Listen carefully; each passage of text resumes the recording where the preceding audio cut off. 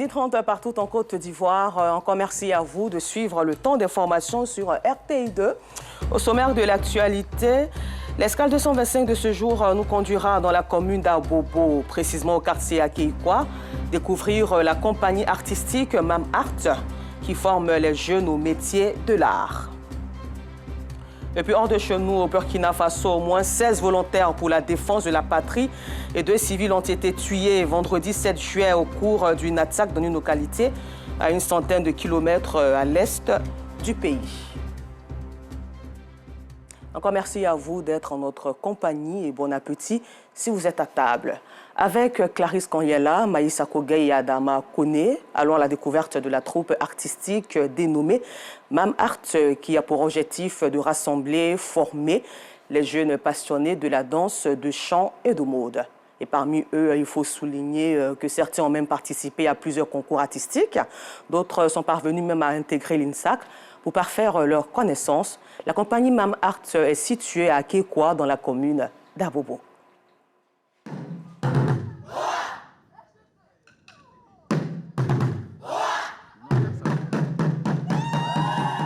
Ces cris et bruits de tam-tam sont annonciateurs d'une bonne nouvelle. Ils traduisent l'Akwaba, la bienvenue en Akan dans tout échauffement. Nous sommes en pleine répétition de la compagnie Mam Art à Akeikwa, dans la commune d'Abobo. Ce que vous voyez, c'est l'échauffement. Voilà, c'est sur la rythmique du son abodant. Quand on commence notre répétition, c'est avec une danse patrimoniale. Et pour vous accueillir, on a décidé de faire la danse abodant avec des cris d'accueil, des cris de joie, un peu pour développer un peu cette patrie qu'on est fiers d'être. Ces jeunes sont spécialisés dans plusieurs types de danses traditionnelles.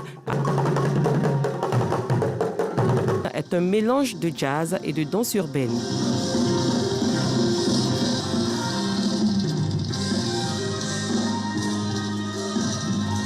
Cette création regroupe une variété de danses culturelles ivoiriennes. Elle permet de se divertir et de passer du bon temps après le travail. Contemporain classique. Dans Jeunes, amour. Il y a des messages au fait de joie, de tristesse, de cohésion aussi.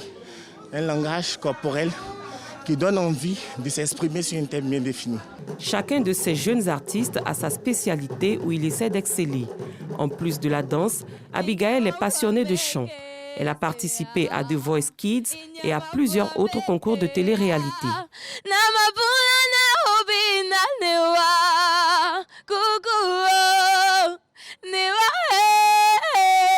J'ai commencé à travailler avec eux à partir de Ozo Vacances. Commencé à faire les contes et autres. C'est là que j'ai commencé à être formée. Grâce à eux, j'ai vu découvrir d'autres mondes, le monde de l'art, la culture et autres. Rodrigue, lui, a découvert la poésie ici, à l'âge de 14 ans. Pour parfaire ses connaissances, il s'est inscrit à l'INSAC, Institut national supérieur des arts et de l'action culturelle. Aujourd'hui, il est étudiant en 2e année de théâtre. Cette amante, elle ange aux ailes d'or. Pour dire que ici, j'ai été formé de base, diplôme et être reconnu par l'État. Donc, j'ai opté pour des arts et de l'action culturelle. Nous sommes restés avec la troupe jusqu'à la tombée de la sœur du groupe. Élisée est présente l'une de ses créations, une tenue vestimentaire à Caen.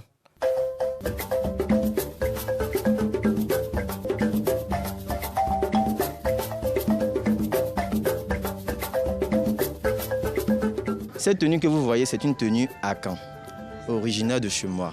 Comme vous voyez bien, je l'ai habillée en parure pour ivoirienne. À chaque fois que nous allons faire des spectacles, qui reçoit donc, à force de côtoyer ceux qui viennent nous habiller, il y a tout de suite eu l'inspiration de pouvoir aussi me lancer dans ce domaine-là, apprendre auprès d'eux. Et puis aujourd'hui, j'ai pu réaliser cette merveille. Ruth part aimer ce métier. Elle rêve grand.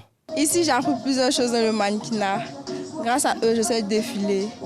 Je sais avoir confiance en moi. Je sais me tenir comme une miss et je rêve de me présenter dans plusieurs concours à venir. Certains parmi ces jeunes sont issus de familles à faible revenu. D'autres viennent de la rue. Ils ont réussi à se socialiser grâce à cette compagnie qui a suscité en eux une passion. Cette troupe de danse est pour ces jeunes un véritable système inclusif créé en 2014 par Yves Blé-Thomas, un jeune Ivoirien. Social faible afin de leur apprendre les métiers de l'art. Et en 2014, j'ai créé l'ensemble artistique Mam Art. Mam Art qui signifie Maison Mère des Arts. Voilà, ces enfants ont été pris depuis l'âge de 8 ans jusqu'à ce qu'ils grandissent. Et les filles, on est dans un quartier faible, à caractère social faible, ça a donné à des systèmes de busy et autres. Je l'ai essayé de les rassembler, à ne pas envier à leurs camarades. En raison des divers talents artistiques de ses membres, la compagnie Mam Art va bientôt être dénommée fondateur. Le rêve de ses membres, construire un centre artistique afin de donner la chance aux jeunes férus d'art d'apprendre différents métiers dans ce domaine. Plein succès donc aux apprenants de la compagnie artistique Mam Art. Et c'est un reportage que vous pourrez revoir sur RTI Info. En Côte d'Ivoire, la transition entre le déjeuner et le dîner ne se prend pas à la légère. Le goûter est beaucoup adulé par la population. Tous les points de vente de nous existent spécialement pour ce repas d'après-midi. Aboulaziz Guira et Maïssa Kougaï. Dès 16 h, dans ce quartier de la commune de Cocody, ce lieu de vente de pain accompagné de brochettes devient pour s'offrir le goûter, un repas journalier pris entre le déjeuner et le dîner. Chaque fois qu'on me donne le goûter, je viens payer le pain de Jagger. C'est très doux, c'est de la qualité au fait. Ça peut revenir moi. Chaque 16 h, je paye des pains brochettes parce qu'à 16 h, c'est bien de manger léger. Jagger, restaurateur, accueille sa plus forte clientèle à 7 h de l'après-midi. À 16 h comme ça, le client vient beaucoup. Demi-pain comme ça pour 500, un pain pour 1000 francs, pain 120 comme ça pour 1500 aussi. Nous on est là matin, 10 h le soir. Un peu plus loin, d'autres clients préfèrent des beignets en guise de goûter.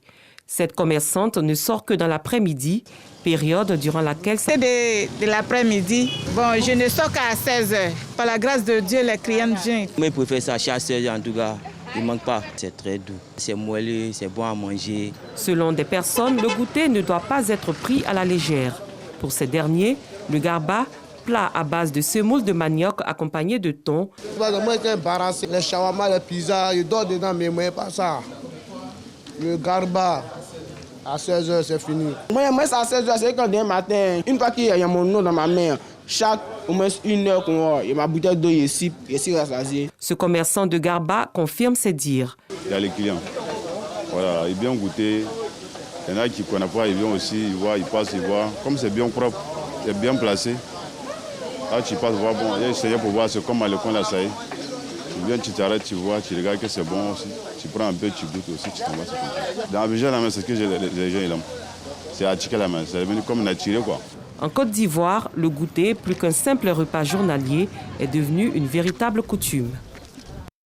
Et pour parler de sécurité routière à présent, direction la région du Tchologo, précisément à Ouangolo-Dougou, mettre l'accent sur le démarrage du mécanisme de suivi de la libre circulation avec Kader Sogodogo de RTI Boaké. La salle de réunion de la mairie de Ouangolo-Dougou a servi de cadre au lancement officiel du redémarrage du mécanisme de suivi de la libre circulation des véhicules de transport inter-État. Cet outil redémarre après un arrêt du fait de la pandémie de la Covid-19. Selon les initiateurs, cette rencontre vise également à outiller les participants sur les actions de lutte contre les entraves à la libre circulation des personnes et des biens dans la communauté CEDEAO. Il s'agit de faciliter la libre circulation des véhicules de transport inter-État, permettre au comité de disposer de statistiques fiables quant au flux migratoire, assurer un passage sécurisé pour les véhicules de transport inter-État.